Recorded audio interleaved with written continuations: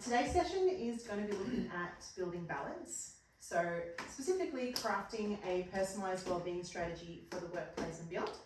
My name is Erin. We'll do a bit of an introduction, a bit of an icebreaker soon. But just quickly before we jump into the content, I wanted to just give you a heads up. This conversation may touch on mental health. Could be triggering for some. We won't go into detail on mental health, but it may raise some thoughts. If you did need to take a moment to step away, please do so. Just remember that there's resources available to support, and we're all here for each other. Also be mindful of respecting everybody's contributions. Wellbeing can be a really personal and individual thing. So obviously feel free to jump in as much as you feel comfortable doing. But remember, when people are sort of sharing their opinions, that is their personal opinion of wellbeing. So just be respectful and mindful of that. And that's all the serious stuff. And now we'll jump in. So a little bit of housekeeping. We're going to have 3 30-minute sessions. We'll have a break in between each of them so you can stretch your legs. But if you did need to have a quick break during the session, just let me know. But hopefully we'll get through the 30 minutes and then we can have a pause then. You're probably going to get the most out of the session if you get involved. There's a lot of activities, a lot of opportunities for conversation. And I'd probably say that's when you're going to sort of take the most out of it. So as much as you feel comfortable, get involved in the session where you can. Grab a pen and paper. If you haven't already, you can choose any text to colour. Grab some A3 paper. Grab as much as you want. And then, all of the colours, nice. Has anybody used Slido before? Yeah? No, never? No worries. So what we're going to do is we're just going to make sure we can all connect to Slido. It's essentially an online quiz program. So if you wanted to grab your smartphone and scan the QR code on the screen.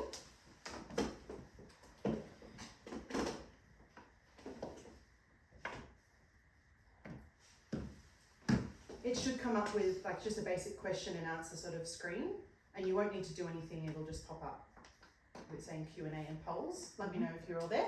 Yeah. Awesome. You can just put that one down to the side. I just wanted to get that ready to go when we jump in. So today we've got the 3 sessions as I mentioned. First off, we're going to be looking at defining wellbeing. So we'll spend the first session just identifying exactly what wellbeing means to you as individuals. We'll have a break. Second session, we'll be talking about creating a wellbeing plan. So we'll conduct a little bit of a self-assessment and define some wellbeing goals. And then session 3 is going to be discussing establishing support. So tips for establishing support, especially at work, because it's sort of the main premise of this presentation, and some useful resources both in work and out of work. I will just say that an hour and a half isn't really enough time to sit down and properly write a wellbeing plan. But what I'm hoping that you'll all be able to get from today is just some tips and tricks moving forward, so you can leave the session feeling like you've just got a good sense of what you need to do to sort of start your own wellbeing plan or figure out sort of where to from here. Any questions before we dive in? All good. Alrighty. So are we taking notes? If you would like to, you don't have to though. There will be plenty of opportunities during the activities where you'll be writing down, and that will probably be more relevant to you. What I've done is I've sort of organised some activities so you can actually start to have a think about this for yourself as an individual rather than kind of just giving you examples. Yeah. So it's up to you, really. We'll jump straight into a icebreaker because it would be great to do an introduction. I know you don't all know yourselves, but I know all of you from our original conversations. First off, I just wanted to see how everybody's energy levels are. So if you wanted to show me by either sort of sitting up really straight if you feel like your energy levels are really high, if not so much, maybe just sort of sit back in your chair, and if you're just feeling really tired, maybe give me a bit of a slump. It's just to get everybody moving. It's a bit of fun, probably laugh, but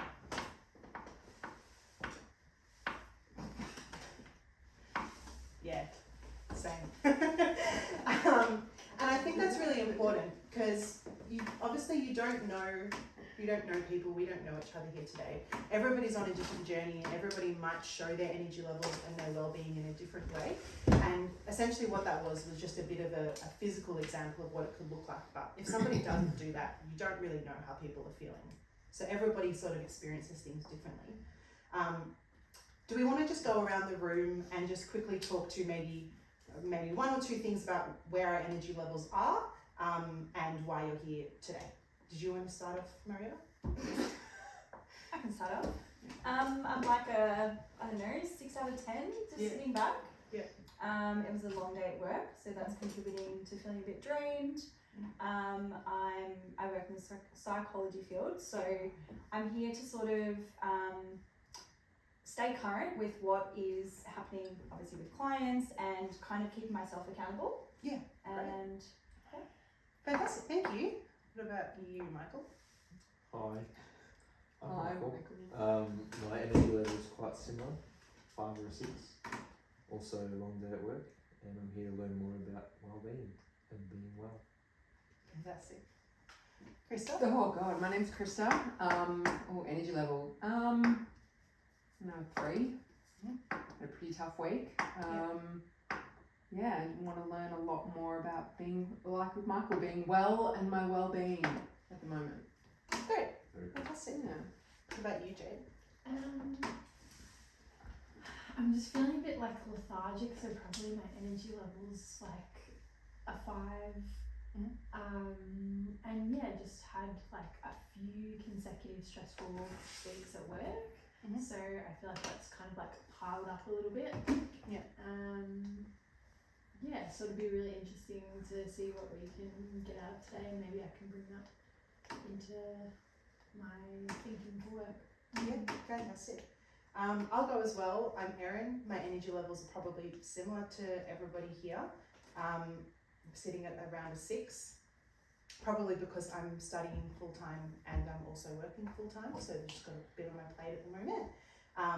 I'm really hoping that out of this session, I can give you guys some little tips to take away to just start thinking about well-being. It doesn't have to be that you're going to go and create a well-being plan, but maybe it just sort of changes the way you approach it or the type of conversations you have, and that will help you in the long run. So that's essentially what I'm hoping we can get out of today.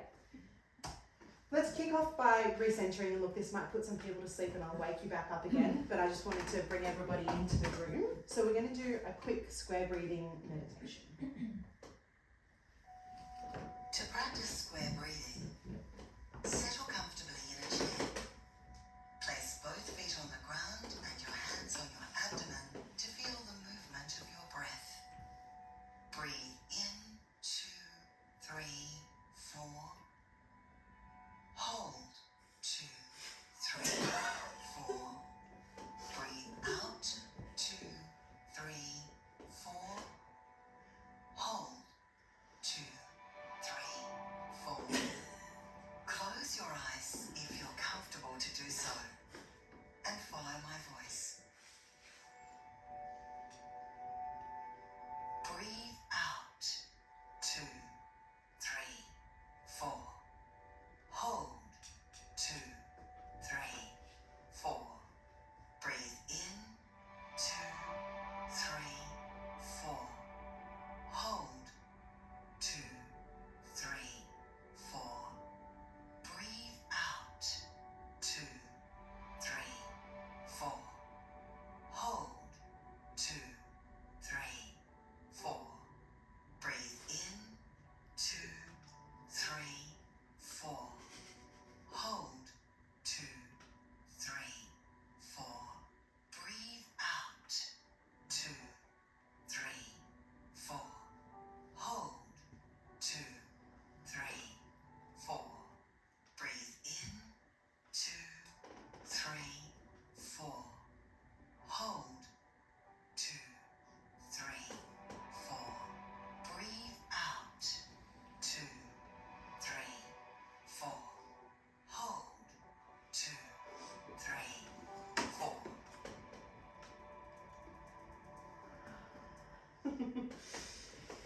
Isn't it interesting when we go to do meditation and self-care, sometimes when you sit and do it by yourself, it's like when I was creating this session, I can sit down and I can do meditation by myself and that's perfectly fine. But when you're in a session with people and you hear other people, sometimes it can actually be a little bit, I don't know, it just changes the atmosphere. And that's something to consider when you're thinking about well-being. It is so personal. When you're doing self-care or when you're meditating, this might show you that you need to do it, you know, in isolation by yourself with no distractions. And that's something we can definitely take away from that, and something I was thinking about. I mean, even for myself, I mean, I like to think that I practice that a lot, but I giggle and, you know, it just happens. Oh, we're not doing that. Cool, so I'll get you all to jump back onto Slido. If your phone's turned off and it's gone out of it, you can just scan the QR code again.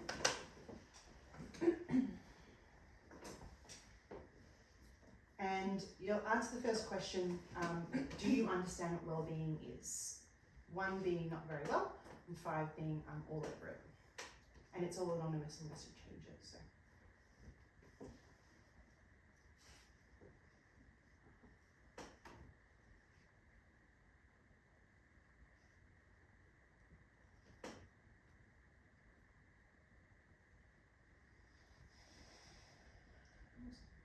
Somebody's done that first one?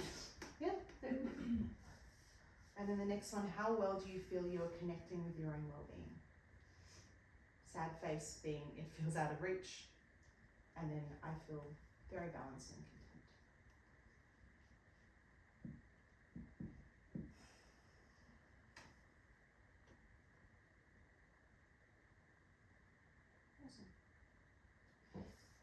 Awesome. Yeah, I'm like, Keep thinking about it. The whole purpose of these two is less for me to get an understanding and more for you all to get an understanding of where you're feeling with your well-being. What's really important when it comes to well-being is actually more so how you feel and where you think you're at, and checking in with yourself.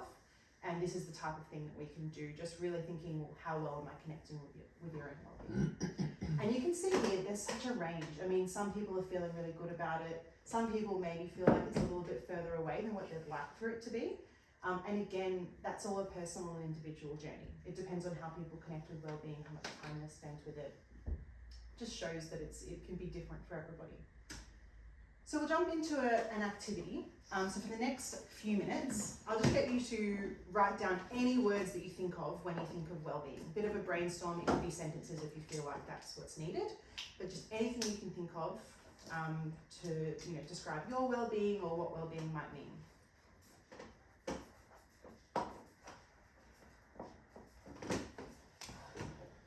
About what my well-being would be in general. Anything. So when you think of well-being, what's the first thing that comes to mind? Maybe what you might define well-being as for yourself. Just really putting it all on paper. Mm-hmm.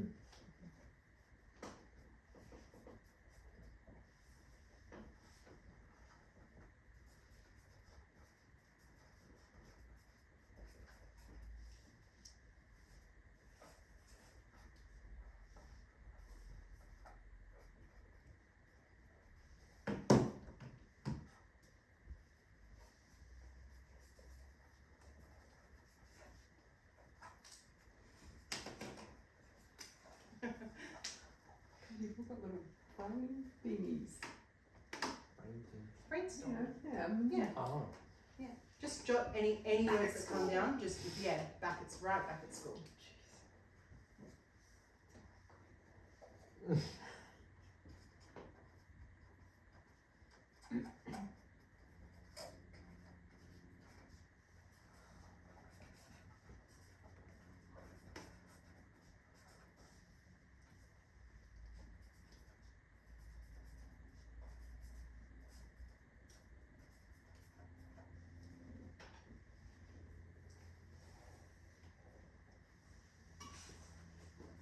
Just give it a few more seconds.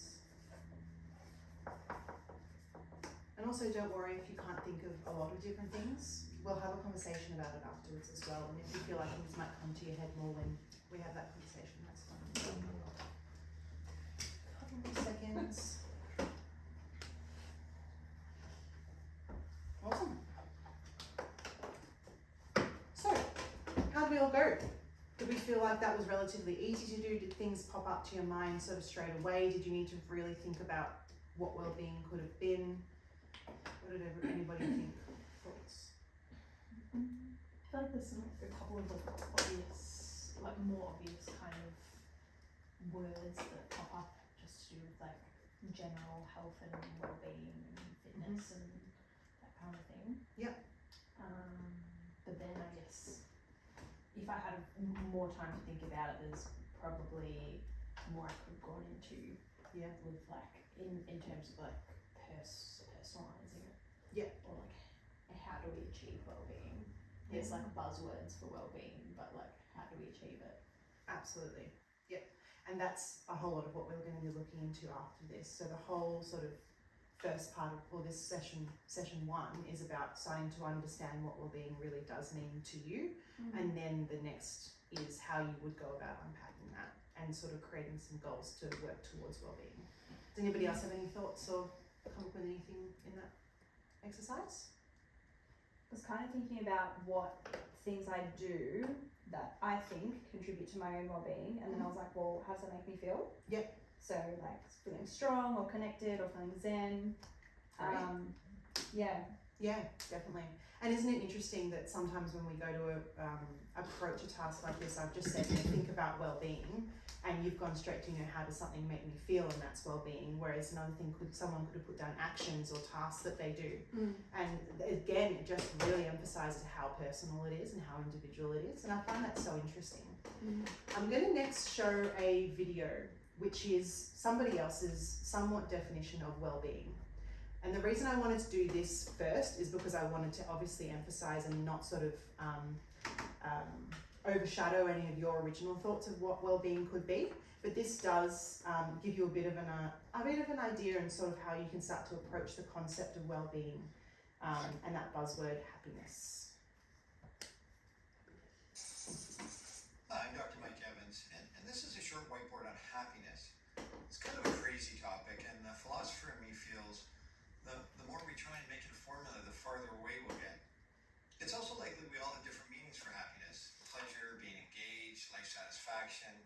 In medicine, we call it subjective well-being, with many domains: work, family, friends, spiritual, contentment, control.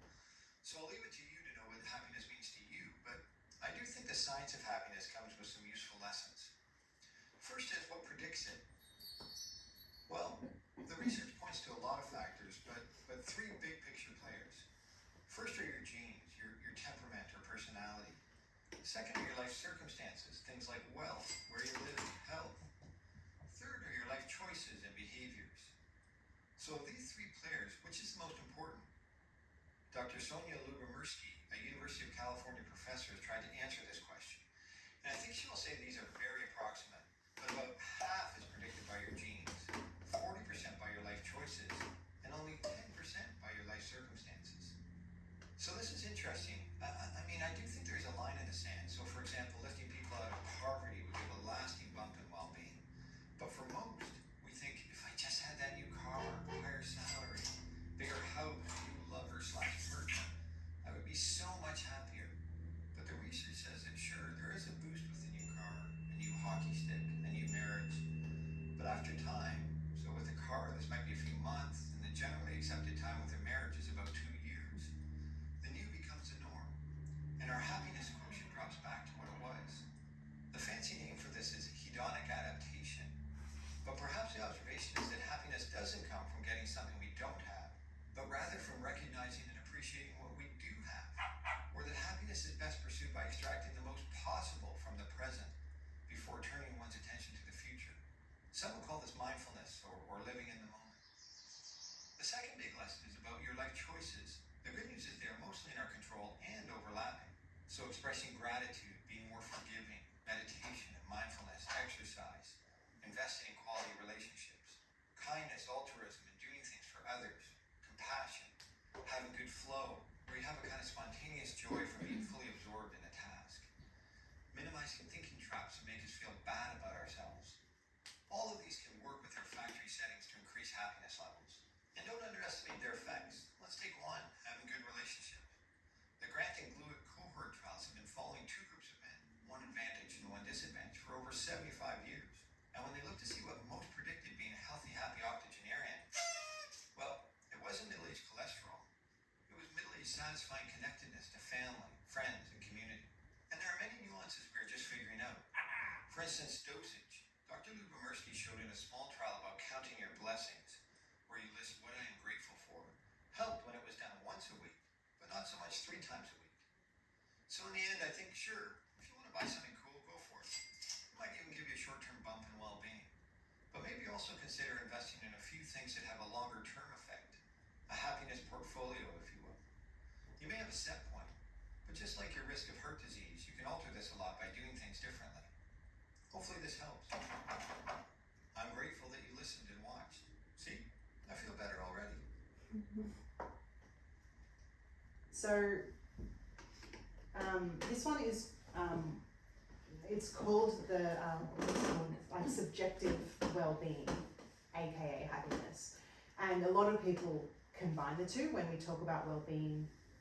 A sort of a word that comes to mind straight away is happiness for a lot of people, and that might not be exactly what you guys think, but I do think that there was a lot of interesting sort of conversation in there about you know, how it is so dependent on your life circumstances and the choices that you make. Did anybody else sort of take anything out of that particular video that they sort of found interesting? I thought the genes might have accounted for more. Yeah. Yeah, let's talk about personality and stuff like that. Yeah. Yeah. I was actually surprised that genes accounted for that much. Oh, really? Yeah. Because, yeah, just it kind of, that shocked me. Because then I thought, like, are you sort of destined to be away? And then how much, like, percentage do you have to work with to change that? Yeah. Absolutely. Yeah. And again, so personal, right? And you know, finding out more about those kind of things could be really helpful if you sort of talk to somebody in your family, you know, thinking of these genes, how do you see well-being, mum, dad, you know, and have that conversation, because there may be an existing, I don't know, thought process that you're actually prone to given because of your genes, and do they have any tips and tricks for you to help you pass this kind of block that you might see? I don't know, just there's so many different ways that you can approach it, but talking to somebody who might have experienced something similar or has already sort of, been through it might be helpful.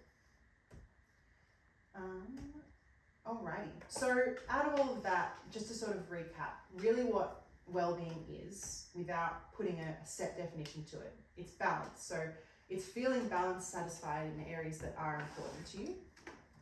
It's subjective, so it's completely influenced by your own perception of what matters to you, your life, circumstances, and other decisions you make. And it's dynamic, it's never a fixed state. Fluctuates throughout life based on the experiences and the circumstances that, you know, come your way. And that's something to really keep in mind as you sort of go on the journey of thinking about well-being, is what well-being is to you tomorrow. It might be completely different to what well-being is, you know, in 2 weeks' time or a year's time. And that's why this reflection piece is so important, and checking back in as to what well-being means to you. Some people have tried to sort of define it and put some framework to it. This is a really common one. So this is called the 7 dimensions of well-being. Has anybody heard of the 7 dimensions of well-being? Essentially what they've done is they've split up key areas in somebody's life. And you could say that maybe these are 7 dimensions of values or 7 values of well-being. There's so many different ways you can call it, and there are probably more. But for the sake of this session, we're just going to be sort of looking at defining well-being in these 7 ways, because we don't really have that long to sort of unpack it much further. But to give you some examples, so there's 7 dimensions. One could be emotional and mental, and feeling well-being or balance in that space could be being aware of and managing feelings in a healthy way. That's pretty broad, right? So part of the session will be trying to unpack that and what that actually means and how we look to achieve that. Occupational, finding fulfillment and satisfaction in your work or career. Intellectual, you know, lifelong learning and stimulating your mind. Social, putting emphasis on the importance of positive relationships. Physical, focus on taking care of your body through healthy habits. Spiritual, instilling values, connecting to something bigger. Or even financial, which is probably a newer one that's kind of come in terms of that focus around well-being and your financial situation contributing to well-being. Managing money effectively. Are there any more that sort of spring to mind? Do any of these surprise you, or does it kind of separate out, I guess you could say, life in a relatively right way, we'll call it? Kind of aligns with everyone? Awesome. So something else to bear in mind is, let's have a think about, this is us and we've got these 7 different dimensions. Let's say that financially I'm really not doing well. Maybe I'm not earning as much as I'd like to at work and it's a real struggle. Can you think of anything else that might affect in our day-to-day? Any other dimensions of our well-being that might affect? Social, like restricting you from like seeing friends and family, like doing things outside of just going to work. Yeah. And then that flows on to like your emotional and mental, maybe even spiritual. Yeah. Physical. Sorry. Yeah. What's No. going on, but No. like, Exactly. That's the physical, point. Like you can't pay to go for the gym or something, so then like if you're just going to work and getting up every day and coming home, like that can make you feel exhausted. Absolutely. That's the whole point of this, or that question, is they're all dependent on each other in some way. And maybe some might not relate to the other as strongly as one might, as we've sort of spoken about with financial, but really they're all interdependent. And so when we're thinking about balance and we're thinking about well-being, bringing in that word of balance is really important, both within the individual dimension, but between all of them. You could be doing really well occupationally, and that means you could be doing really well financially. But what if that means that all you're doing is getting up, going to work, being exhausted, coming home, and then having no time for this? Are you truly going to be balanced in your sense of well-being? We've got a few minutes to just quickly start off this activity in preparation for the next sessions. I'll get you to draw on your piece of paper a 6-pointed star. And at each point, I would like for you to, either you can use an icon or write it. Write one of the 7, well there's 6 dimensions because it's 6-pointed star, but you can pick 6 of the 7 dimensions for each of the points.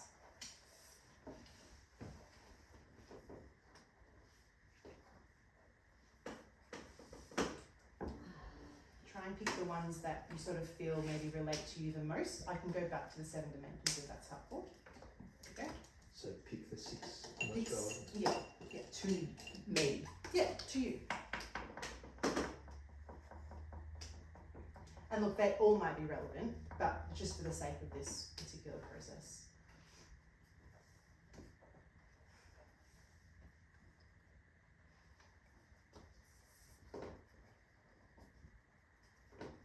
If you need to take another piece of paper and make it bigger or whatever you need to do, absolutely go for it.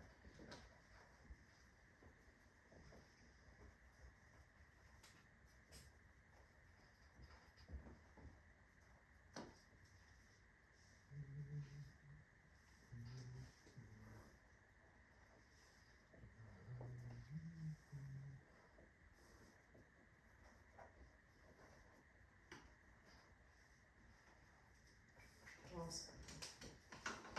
How'd you all go? Well, good, got something on the page to start you off. It can be even 4 of them or 3 of them.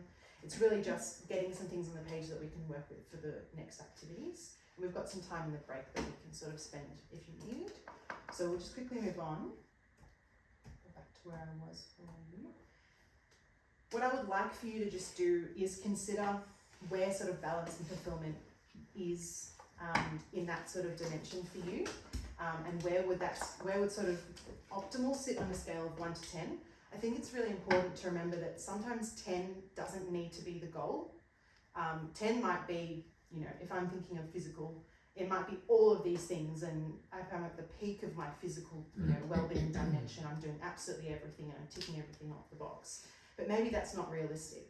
So that can be 10, but I'd like for you to just have a think about what would we want to aim for where I'd feel balanced within that dimension. I'd feel good and content and like I'm doing enough that, I feel good basically. So have a think. And if you look at each of those lines, the middle is 0 and the edge dot is 10. So it's a scale of 1 to 10. Draw a dot roughly as to where you think you would like to sit to be balanced. Not where we currently are, Where where you'd we like. where you'd like to be. Yeah.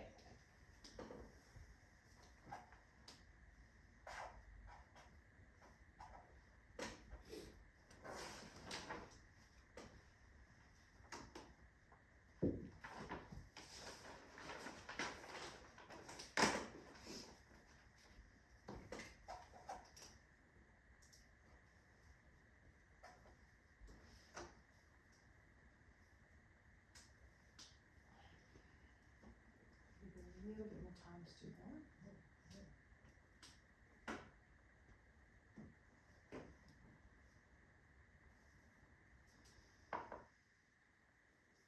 We'll have a bit of time in the next sessions as well if we haven't finished that off, but I'll just move through because we are running out of time.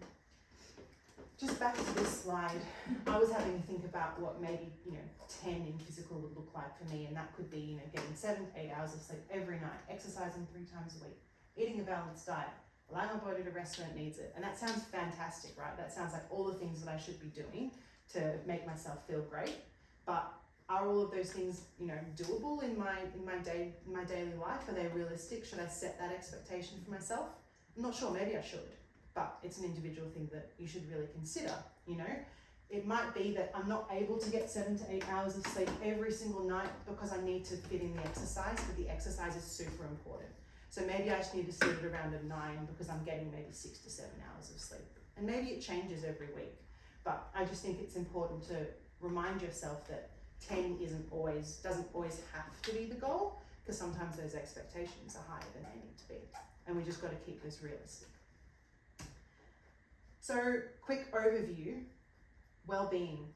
Can you think of the 3 words that I used sort of at the start or towards the middle to talk about what well-being is? I used 3 words. Can you remember? Balance. Yeah, balanced. Subjective. Dynamic. Exactly. Balanced, subjective, and dynamic. We talked about the 7 dimensions of well-being, explored what well-being means to us, and then also touched a little bit on how all aspects of our life and all these dimensions are intersectional. And they're just things to keep in mind when we're moving through the rest of the sessions.